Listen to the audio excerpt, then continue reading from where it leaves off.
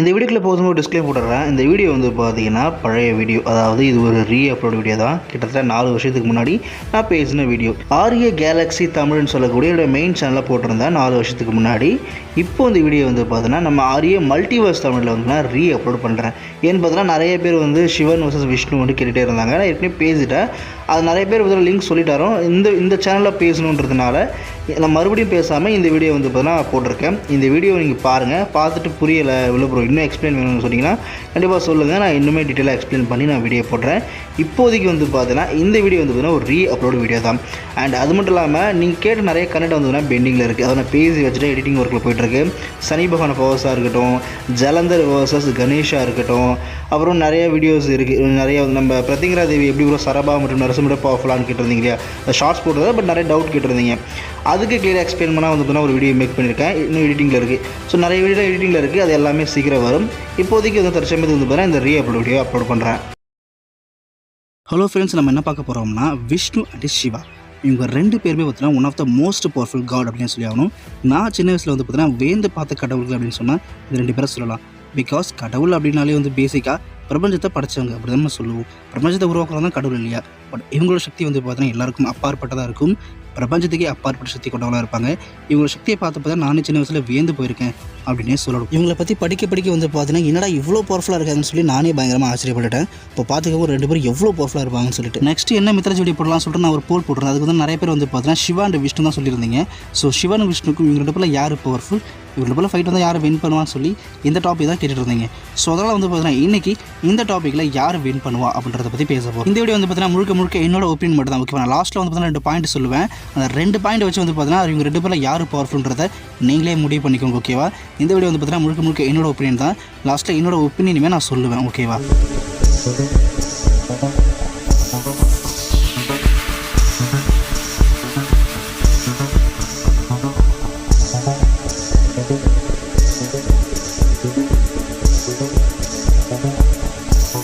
One of the most powerful god Vishnu.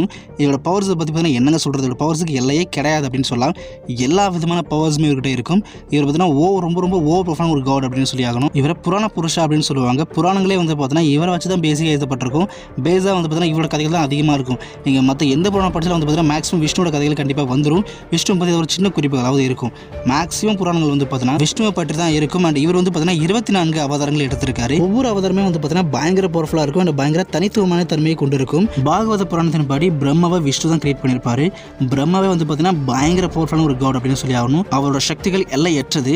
அப்பேற்பட்ட கடவுளே பார்த்தீங்கன்னா விஷ்ணு கிரியேட் பண்ணியிருக்காரு அப்படின்னா அப்போ எவ்வளோ பவர்ஃபுல்லாக இருப்பான்னு யோசிச்சு பார்த்துக்கோங்க. இந்துஸ்ல பார்த்தீங்கன்னா நிறைய யூனிவர்ஸ் இருக்குது, நிறைய பிரபஞ்சங்கள் இருக்குது, நிறைய பேரண்டங்கள் இருக்குது. ஒவ்வொரு ஆண்டும் பார்த்தீங்கன்னா ஒரு விதமான தனித்துவமை கொண்டிருக்கும். அப்படி வந்து பார்த்தீங்கன்னா எக்கச்சக்கமான பேரண்டத்தில் வந்து பார்த்தீங்கன்னா எல்லா பேரண்டத்திலுமே விஷ்ணு இருப்பாராம். எல்லா உருவத்திலுமே அவர் இருப்பார் சொல்கிறாங்க. அதாவது துணிலும் இருப்பான், துருமிலும் இருப்பான்னு சொல்லுவோம் இல்லையா? அந்த மாதிரி எல்லா உருவத்திலும் அவர் இருப்பான்னு சொல்லப்பட்டிருக்கு. அண்ட் எல்லா இடத்துலையுமே இருப்பாரா. அண்ட் ஒவ்வொரு யூனிவர்ஸ்லையும் வந்து பார்த்தீங்கன்னா மெயின் சோர்ஸாக அவர் இருப்பார் அப்படின்னு சொல்லப்பட்டிருக்கு. அண்ட் ஒவ்வொரு பிரபஞ்சமும் வந்து பார்த்தீங்கன்னா அவரோட மூச்சு காட்டிலிருந்து கிரியேட் ஆகும் சொல்லியிருக்காங்க. அது ஒரிஜினல் விஷ்ணு வந்து பார்த்தீங்கன்னா பிரபஞ்சத்துக்கு அப்பாற்பட்ட இடத்துல இருப்பாராம். அவர் யாருமே பார்க்க முடியாது. எண்ணற்ற பிரபஞ்சங்களை அடுக்கிறாங்க கூட வந்து பார்த்தீங்கன்னா அவரோட உருவ சைஸுக்கு வந்து வர முடியாதுன்னு சொல்கிறாங்க. ஸோ அவ்வளோ பெருசாக இருப்பாராம். அவரோட மூச்சு காட்டு இருக்குல்ல, ஜஸ்ட்டு மூச்சு விடும்போது வந்து பார்த்தீங்கன்னா அதில் எக்கச்சக்கமான பிரபஞ்சங்களை உருவாகும் அப்படின்னு சொல்லியிருக்காங்க. அந்த பிரபஞ்சங்களாம் வந்து பார்த்தீங்கன்னா பிரம்மா தான் சமநிலைப்படுத்துவாராம். இது கற்பனை பண்ணி பாருங்கள். யூனிவர்ஸ் ஒரு பிரபஞ்சத்தையே வந்து பார்த்தீங்கன்னா அதுவும் எக்கச்சக்கமான பிரபஞ்சத்தையே வந்து பார்த்தீங்கன்னா ஒருத்தன் வெறும் மூச்சு காட்டினால உருவாக்குறான் அப்படின்னா அவனோட பவர் லெவல் எங்கே இருக்குன்னு நம்ம யோசிச்சு பாருங்கள். கற்பனையே பண்ணி பார்க்க முடியாது, அவ்வளோ பவர்ஃபுல். ஏற்கனவே சொன்ன மாதிரி பிரபஞ்சத்தை படைச்சதான் வந்து பார்த்தீங்கன்னா அவங்களை கடவுள் அப்படின்னு சொல்லுவோம். பிரபஞ்சத்தையே படைக்கிறான்ப்பா அவன் மிகப்பெரிய கடவுள் அப்படின்னு சொல்லுவோம். பட் அங்கே விஷ்ணு வந்து பார்த்தீங்கன்னா ஜஸ்ட் மூச்சு காற்று, வெறும் மூச்சு காற்றே வந்து பார்த்தீங்கன்னா எண்ணற்ற பிரபஞ்சங்களை உருவாக்குறாரு அப்படின்னா அவரோட பவர் லெவல் எங்கே இருக்குன்னு யோசிச்சு பாருங்க. இவரை கடவுளுக்கே கடவுள் அப்படின்னு சொல்லுவாங்க. அவ்வளோ பவர்ஃபுல். கிருஷ்ண அவதாரத்தில் வந்து பார்த்தீங்கன்னா விஷ்ணுவோட கிருஷ்ண அவதாரம், அந்த அவதாரத்தில் வந்து பார்த்தீங்கன்னா ஒட்டுமொத்த யூனிவர்ஸுமே வந்து பார்த்தீங்கன்னா தன்னோட வாய்க்குள்ள தான் இருக்குன்னு சொல்லி ஒரு குழந்தையாக காமிச்சிருப்பாரு. அதுவும் கிருஷ்ணா வந்து பார்த்தீங்கன்னா விஷ்ணுடைய அவதாரம் தான். அந்த அவதாரமே வந்து பார்த்தீங்கன்னா ஒட்டுமொத்த யூனிவர்ஸுமே தான் வாய்க்குள்ள தான் இருக்குது அப்படின்றத காமிக்கப்பட்டிருக்கும். இது வந்து பார்த்தீங்கன்னா ஒரு மிகப்பெரிய ஃபீட்ஸ் அப்படின்னு சொல்லலாம். பிகாஸ் எந்த ஒரு கடவுளுமே வந்து பார்த்தீங்கன்னா இப்போ ஏற்பட்ட ஒரு ஃபீட்ஸை பண்ணதே கிடையாது. ஸோ இந்த இடத்துல வந்து பார்த்தீங்கன்னா அது குழந்தையாக இருக்குது கிருஷ்ணர் வந்து பார்த்தீங்கன்னா இவ்வளோ பவர்ஃபுல் அப்படின்னா அப்போ உண்மையான விஷ்ணு யோசிச்சு பாருங்கள். அவருடைய பவர் லெவல் அப்படின்றது வந்து பார்த்தீங்கன்னா எங்கே இருக்குது, ஏற்கனவே சொன்ன மாதிரி தான் கற்பனையே பண்ணி பார்க்க முடியாது. அது மட்டும் இல்லாமல் வந்து பார்த்தீங்கன்னா விஷ்ணுவோட படுக்கையான ஆதிசேஷன் இருக்கார் இல்லையா? ஸோ ஆதிசேஷன் விஷ்ணு வந்து பார்த்தீங்கன்னா ஆயிரக்கணக்கான தலைகள் இருக்குன்னு சொல்லப்பட்டிருக்கு. ஆயிரக்கணக்கான தலைகள், அதில் ஒரு ஹெட் வந்து பார்த்தீங்கன்னா 7 யூனிவர்ஸ், 7 பேரண்டத்தை வந்து பார்த்தீங்கன்னா அவர் தாங்கிட்டு இருக்காருன்னு சொல்லப்பட்டிருக்கு. அண்டம் சொன்னாலும் பேரண்டம் சொன்னாலும் ரெண்டுமே யூனிவர்ஸ் தான். ஓகேவா? ஸோ கேலக்ஸிக்கு வந்து தமிழ் மீனிங் வந்து விண்மீன் மண்டலம். இதுதான் வந்து பார்த்தீங்கன்னா கேலக்ஸிக்கு தமிழ் மீனிங். நிறைய பேர் குழம்பிக்கிறாங்க, ஒரு அண்டம்னா வந்து கேலக்ஸி அப்படின்னு குழம்பிக்கிறாங்க.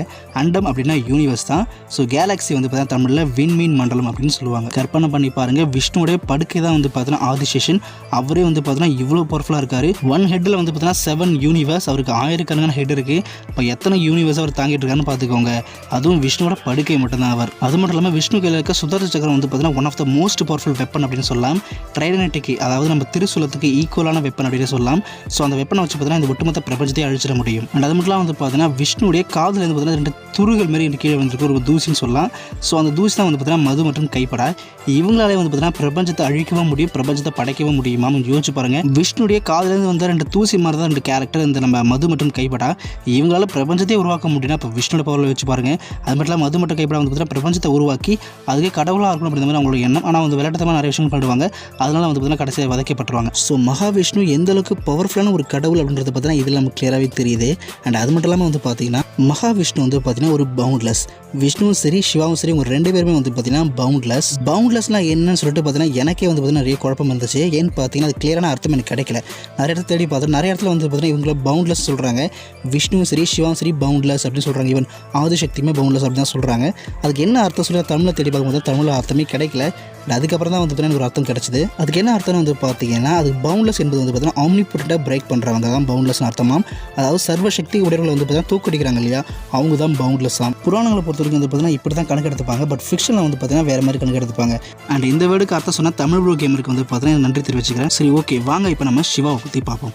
சிவா எந்த அளவுக்கு பவர்ஃபுல்லான ஒரு கடவுள் அப்படின்றத பற்றி பார்ப்போம். சிவனை நம்ம மக்கள் வந்து பார்த்தீங்கன்னா குறைச்சி இடப்பட்டாங்க அப்படின்னு தான் சொல்லி ஆகணும். பிகாஸ் இவரோட பவர் லெவல் பார்த்தீங்கன்னா ரொம்ப ரொம்ப ரொம்ப அதிகம். ஆனால் இவர் வந்து பார்த்தீங்கன்னா சம்மந்தமே இல்லை வந்து பார்த்தீங்கன்னா தோரோட கம்பேர் பண்ணுறது, ஜீபஸ் கூட கம்பேர் பண்ணிட்டு இருக்காங்க. ஜீபஸ் தோர்லாம் வந்து பார்த்தீங்கன்னா சத்தியமாக சிவா கூட அளவுக்குலாம் வந்து கம்பேர் பண்ண முடியாது.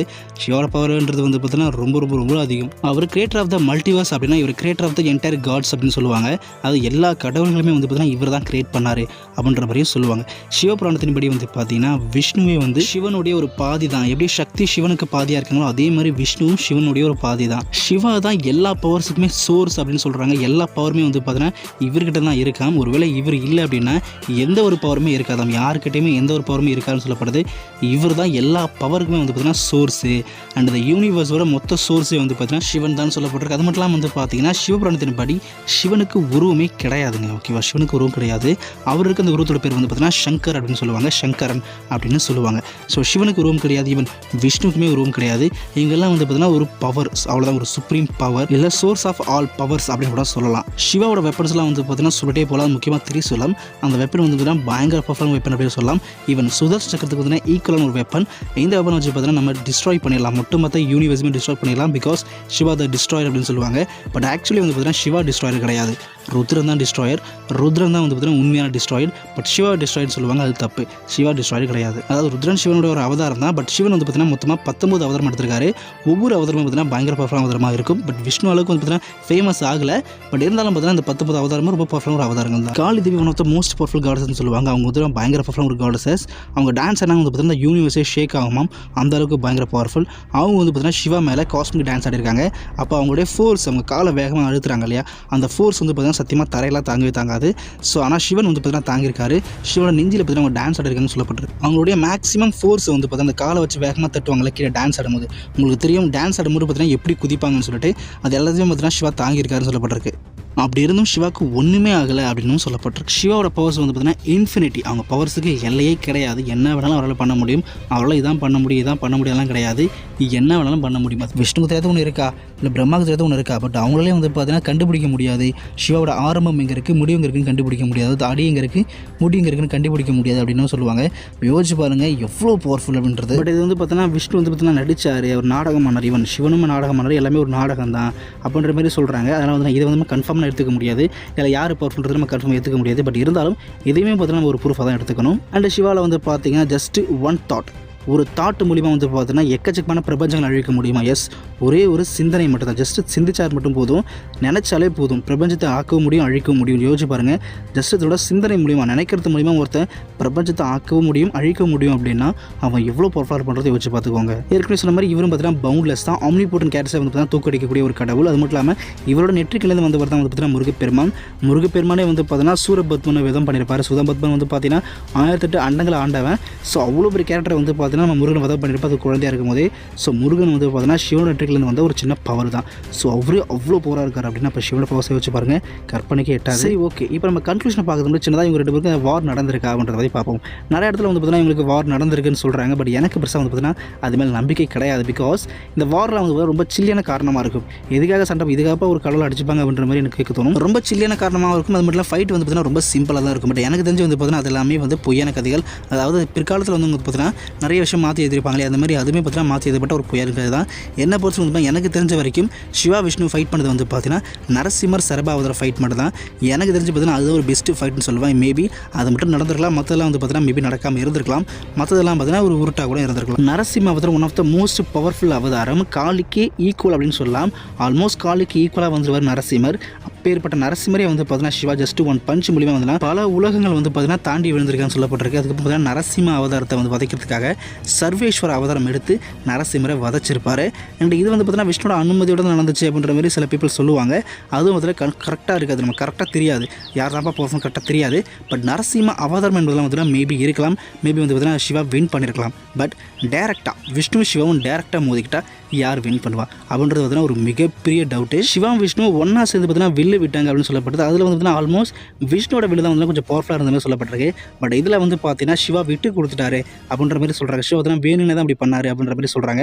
அதனால் வந்து கரெக்டான கன்க்ளூஷன் இந்த ஃபைட்டில் நமக்கு தெரியலை. சரி, இப்போ நம்மளோட கன்க்ளூஷன் வந்துடலாம். சிவா அண்ட் விஷ்ணு இவங்க 2 பேரும் பார்த்தீங்கன்னா சேம் காட் தான், சேம் சுப்ரீம் பீம் தான், ஒரே கடவுள் தான். இவங்க 2 பேரில் வந்து பார்த்தீங்கன்னா யார் பெரிய ஆளுன்றது டிபேட்டே பார்த்தீங்கன்னா கொஞ்சம் தப்பான விஷயம் தான். பிகாஸ் இவங்க 2 பேருமே ஒரே ஆள் தான். இப்போ நான் யார் பவர்ஃபுல் சொல்லாமல் போய்ட்டுனா வச்சுக்கோங்க, நிறைய பேர் என் மேலே கோவப்படுவீங்க. என்ன ப்ரோ 2 பேரும் ஒன்றுன்ற சொல்கிறத இவ்வளோ நேரம் பேசுகிறீங்க அப்படின்னு கோவப்படுவீங்க.